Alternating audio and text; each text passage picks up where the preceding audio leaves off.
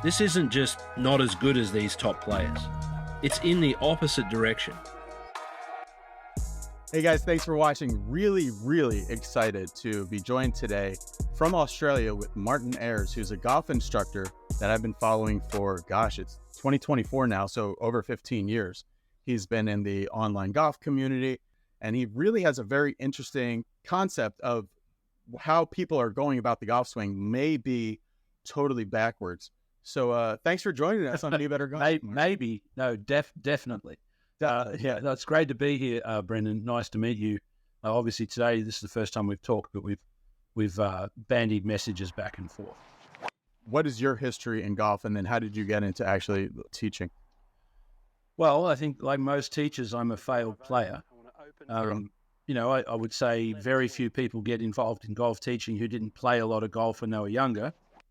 And many people like myself, who I was a tour player in Australia for 5 or 6 years, from 96 till 2001 to that type of era. I'm for reference, I'm 51 years old as of last week.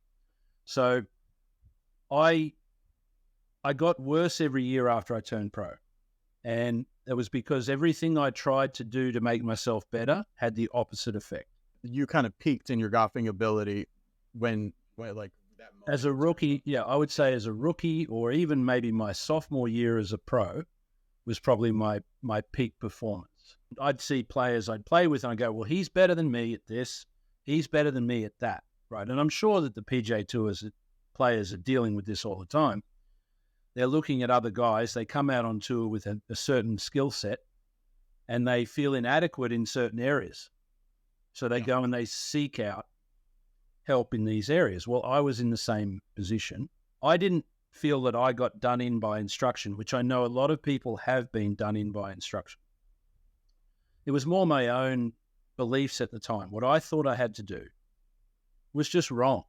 So everything I tried to do to make myself better had the opposite effect. And I know that there's lots of your viewers who would feel that way as an amateur. It's like every rein they pull has the horse going the other way, and they're like, well, I don't understand this, right? What's going on? So that was kind of where I got to in my mid to late 20s.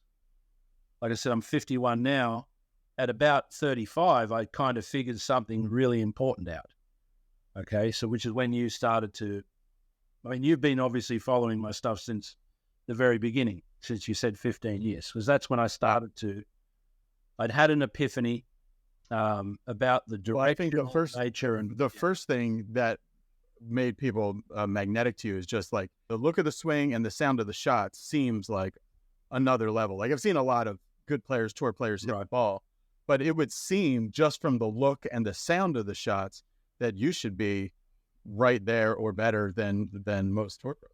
Right. Well, I was. It's funny, when I had the swing epiphany, I'd always been a decent ball striker as a player and so on, but I would say that was actually my ball striking that was the problem. I never lost my card or lost my game because my short game and putting fell apart. It was, in fact, they kept getting better every year, right? As my long game. So it was more of a long game issue. It was a swing perception issue is what it was. I had the wrong idea of a golf swing. And I believe that everybody's got the wrong idea of golf swing, practically.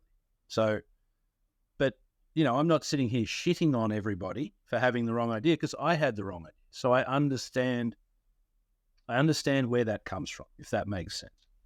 Yeah. I thought it's very obvious what I need to do, right? And it turned out that the obvious thing to do was completely the wrong thing to do. It actually sent me down the spiral. I learned from Tiger. I can't really explain how I started to see the swing the way I started to see it, but I could see Tiger going one way from the moment he'd begun the swing until the ball was long gone. He didn't change direction, and I could see it in his motion. And that's a whole other story about what Tiger Woods does on the practice range and in practice rounds. He works at about 40% effort. Like, that's a whole hour I could go into on that. It's ridiculous what he was doing. But search any Tiger Woods practice from the 2000s, 2005, and he's like just leisurely, right? So you could there's really see that famous video on YouTube of him in Thailand in 2000, right? and then I saw him in 2007 or 5 at his tournament, and it was the most difficult thing I saw a golfer do. But he took a 7-iron and he hit it with a full swing all the way back to here and through 50 yards, then 70 yards, then 80 yards, but always a full swing all the way to 210 yards with a 7-iron. Yep. So it was like body control that was like, and every one was just like took the littlest bit of extra turf and it was perfect. So it was really wild. It's like the Hogan concentration drill.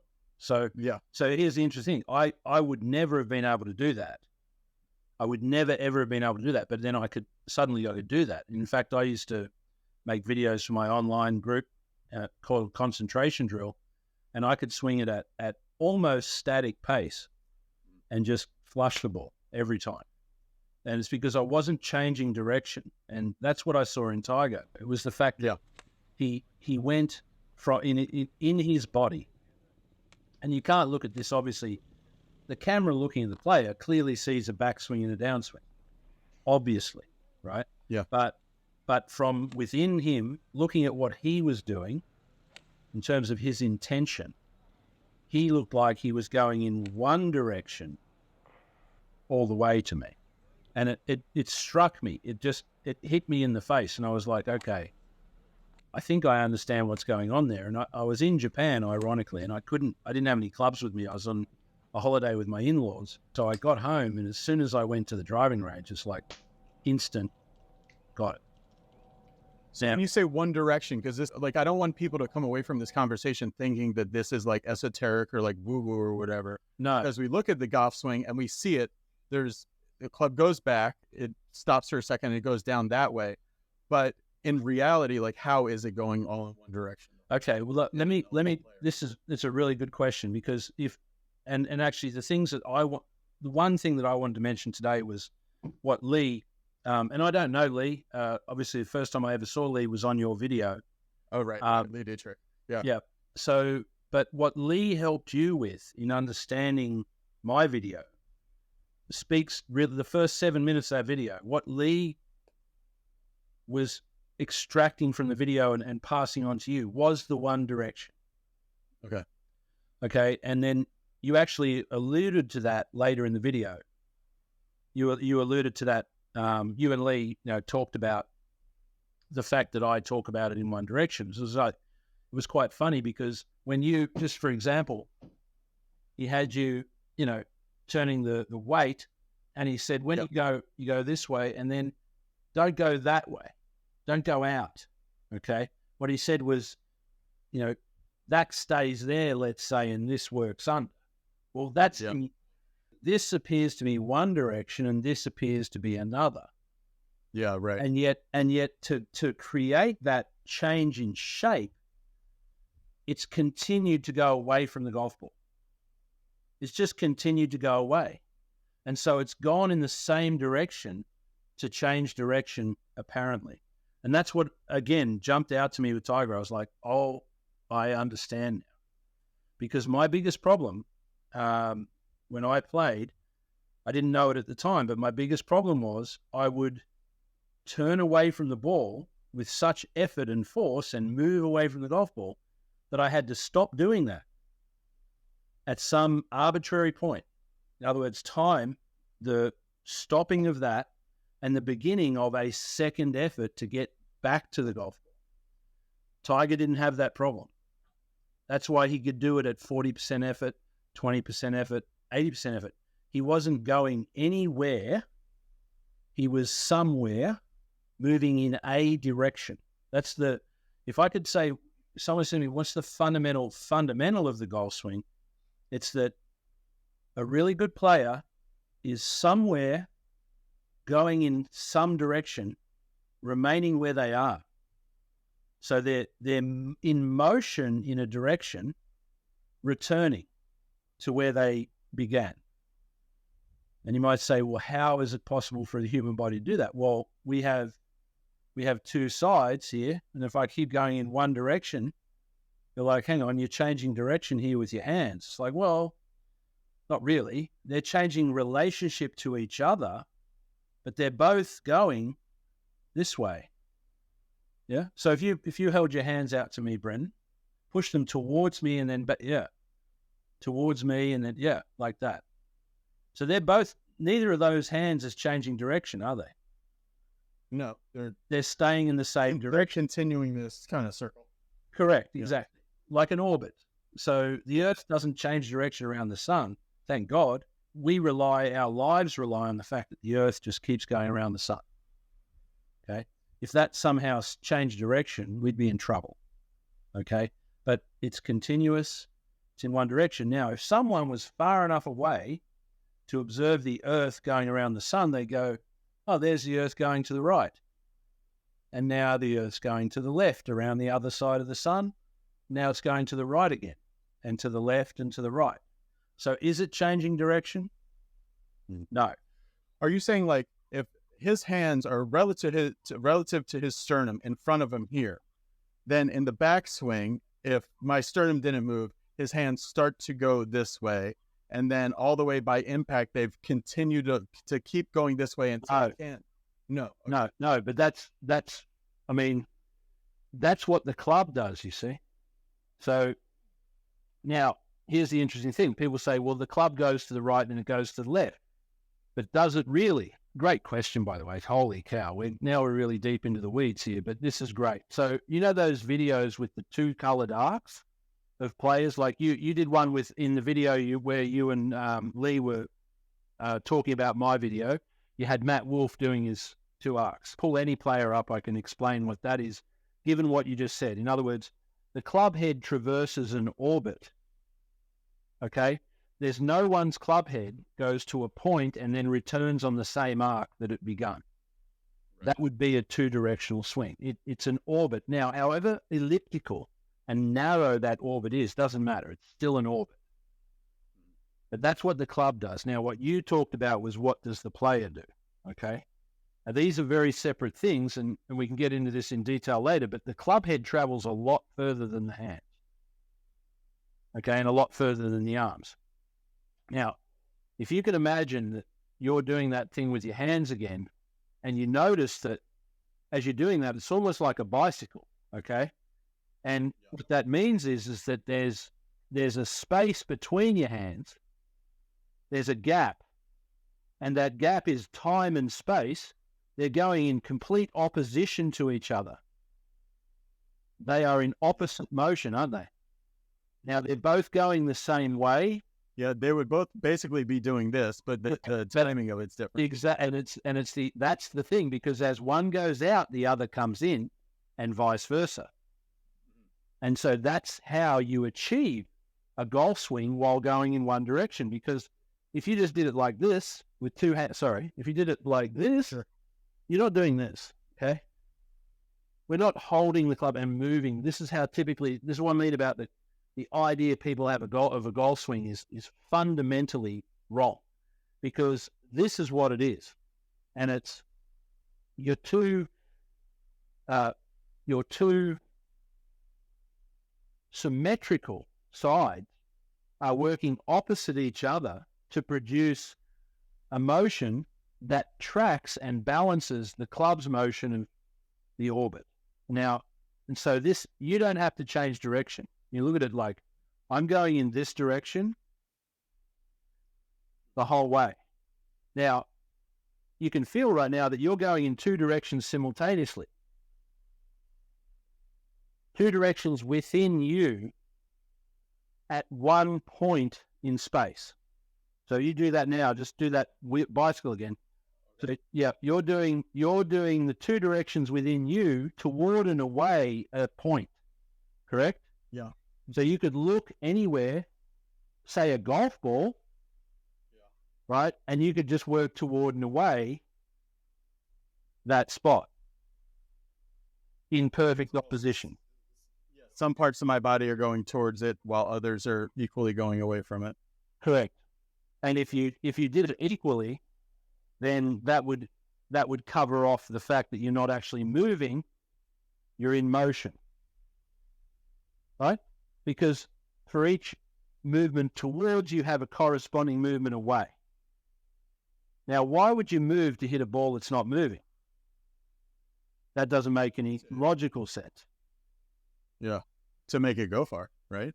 Well, I mean, you have to have motion to make it go far, but you don't have to move. And what I'm saying is the best players move the least with the most motion. And that's all we have. I'm not saying they don't move at all, like zero, but it's like, man, don't try to move.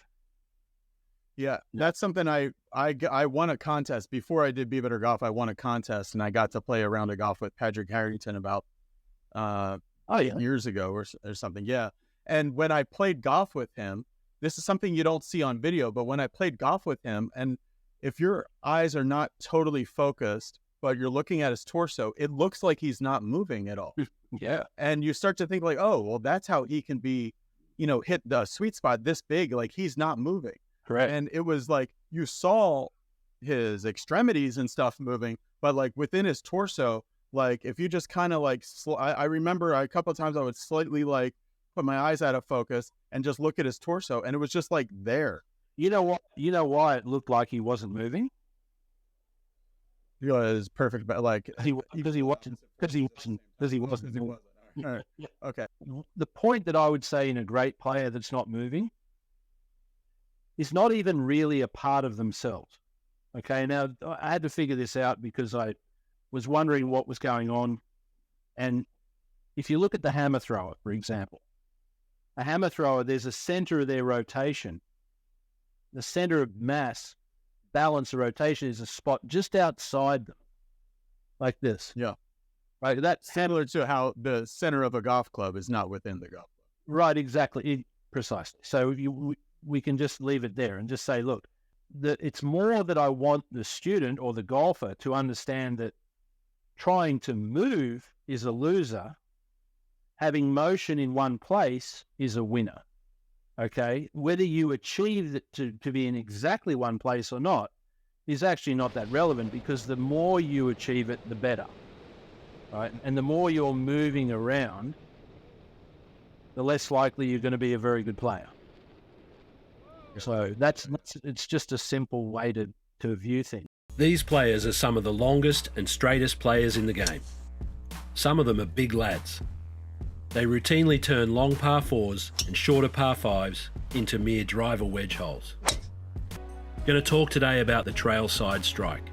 You could make the assumption from this view that Cameron is driving his hands ahead of the ball and his arms in front of his body to get to impact. This look is deceiving, and harmfully so. Most golfers believe they have to get the arms and club in front of them, drive their hands ahead of the ball, and square the face to get maximum compression. From where we are looking at this picture, it's not crazy to think that that's what you need to do. But here's the key point. You never hit the ball from where you are looking at Cameron Champ from. This is where false perceptions come from. You hit it from where he's looking, but often form perceptions of what you need to do from other perspectives. I plan to make the case why these false perceptions are so harmful to you. It's not that you need to get better at getting your arms in front, your hands ahead. You should be sensing the opposite. His left arm is as far to the trail side of his torso as it could be. That's the opposite of getting it in front of him at this point. But watch this. Focus on the left arm and club. It's a combination of him leaving this up and back relative to him, and also how he stays inside and under that. So don't think in terms of plane lines and the target line with this. You want your left arm up and out relative to you. Get this relationship and then figure out the rest with this. Here's a pretty good amateur swing. He has all the speed needed. But at the crucial moment of transitioning, then into delivery and through the ball, this guy has stood up. He's gone out, and the arms and club relative to him have dropped like a stone. This isn't just not as good as these top players. It's in the opposite direction. They are working in, their left arm staying up.